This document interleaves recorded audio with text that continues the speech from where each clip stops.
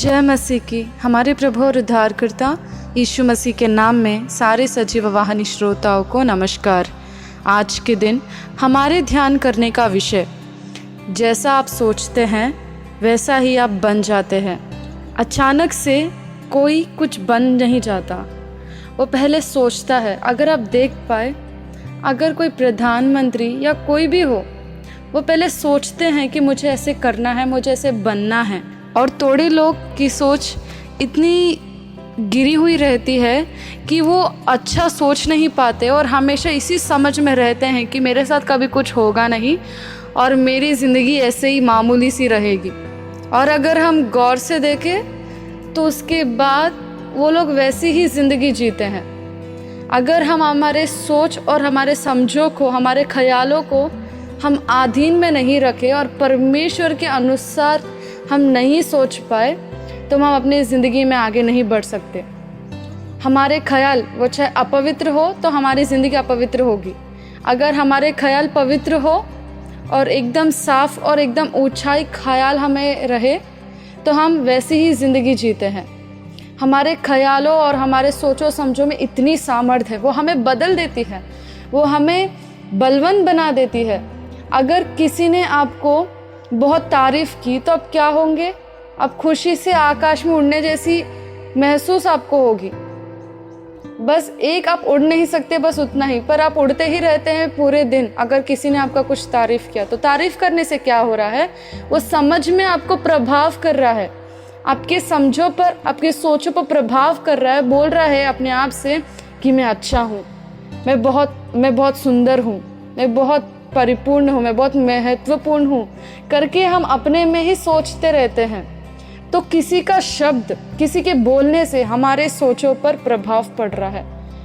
तो ऐसे ही अच्छी तरीके में देखें तो ऐसे प्रभाव पड़ते हैं। अगर कोई गलत बोल देता है तो हम सोचते हैं कि वो सच है, मेरे साथ हमेशा गलत ही होगा, दूसरों के साथ जो गलत हो वो मेरे साथ भी होगा करके हम सोच पड़ते हैं।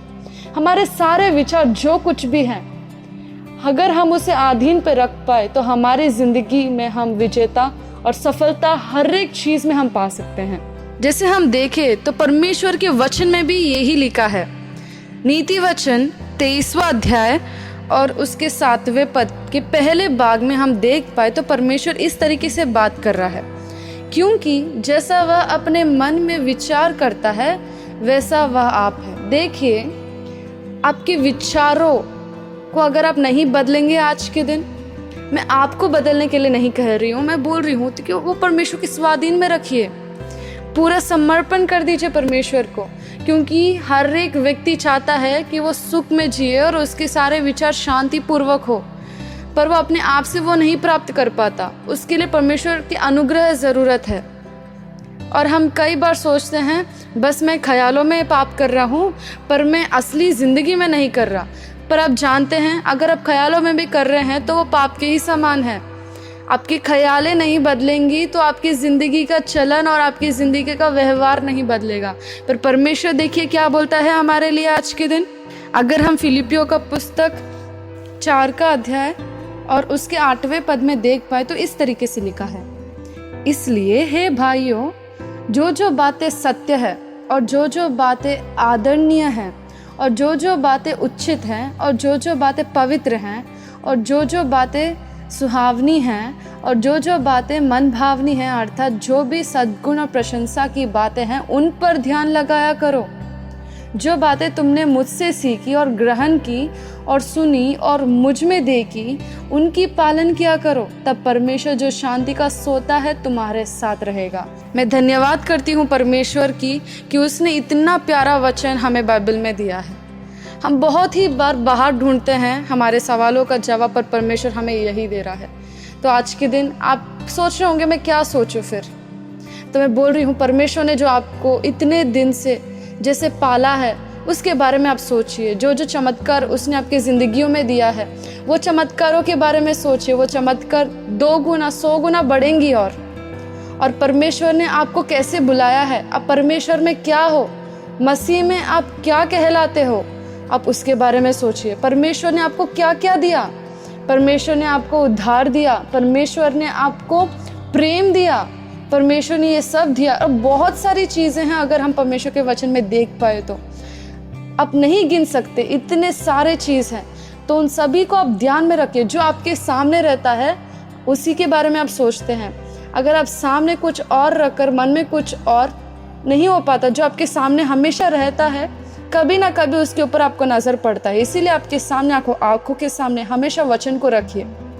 आप चलते हैं गाड़ी में कभी भी सुनिए उस वचन को, नहीं तो कहीं भी जाते हैं, घर पे रहते हैं, आपकी दीवारों पर वचन को चिपकाइए। तो क्या होगा, हमेशा जब भी आप देखेंगे तो वचनों को देखेंगे। वचनों को देखने से क्या होगा, आपके विचार बदलेंगे। आपके विचारों को परमेश्वर के वचनों से बदलिए और सारे चीज़ें जो भी आपको तंग कर रही हैं वो परमेश्वर के अधीन में लेके आइए। अगर हम देख पाए दूसरे कुरिन्थियों का पुस्तक 10वां अध्याय उसके 5वें पद में, तो इस तरीके से लिखा है, इसलिए हम कल्पनाओं का और हर एक ऊंची बात का जो परमेश्वर की पहचान के विरोध में उठती है खंडन करते हैं और हर एक भावना को कैद करके मसीह का आज्ञाकारी बना देते हैं। तो आज के दिन आपके जो जो विचार हैं, ख्याल हैं डर के, या मुझे कुछ हो जाएगा, मुझे हानि हो जाएगा, ख्यालों में अगर आप बहुत पीड़ित हैं तो परमेश्वर आज आपको छुटकारा देने के लिए तैयार है। आप डरिए मत। अगर आप सोच रहे हैं ये वचन सुन के कि क्या मैं जो सोच रहा हूँ वो सच में हो जाएगा, तो मेरे प्रिय भाई और बहनों, ये वचन परमेश्वर आपको इस वजह से देना चाहता है कि आप अपने सारे समझ और आपके सारे सोचों को उसके वचन के अनुसार आप जान पाए। क्योंकि हर एक सोच, हर एक समझ परमेश्वर के अनुसार नहीं हो पाती, क्योंकि हम उसके वचन के अनुसार नहीं चलते, उसके वचन में हम ज़्यादा ध्यान नहीं देते।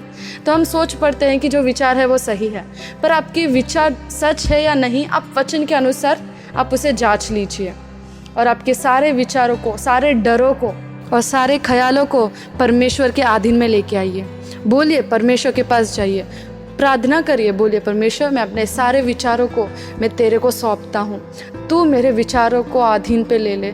मैं अपना विचार, अपने समझ, अपने सारे ख्यालों को मैं तेरे को समर्पण करता हूँ। परमेश्वर तूने मुझे पवित्र बना दिया, तूने मुझे धर्मी ठहराया, तो आज के दिन से मेरे सारे विचार भी धर्मी के जैसे बनेंगे। परमेश्वर धर्म के और सत्य के और नीति के वचन मेरे मन में आएंगे। परमेश्वर अगर आप इस तरीके से परमेश्वर के पास जाएंगे तो आप निश्चित शांति पा पाएंगे आपके विचारों में, और आपका भविष्य भी बदलता हो आप देखेंगे। क्योंकि जब परमेश्वर के अधीन में हम जो कुछ भी देते हैं तो परमेश्वर उसे पूरी सफलता से भर देता है, और हम केवल विजेता ही विजेता देखते हैं और हमेशा सफलता ही देख पाते हैं। क्योंकि हमारे विचार अब हमारे नहीं हैं, हमारा मन अभी मसीह का है। इसलिए परमेश्वर बोलता है अब तुम्हारा मन तुम्हारा नहीं है, तुम्हारा मन अभी मसीह का है।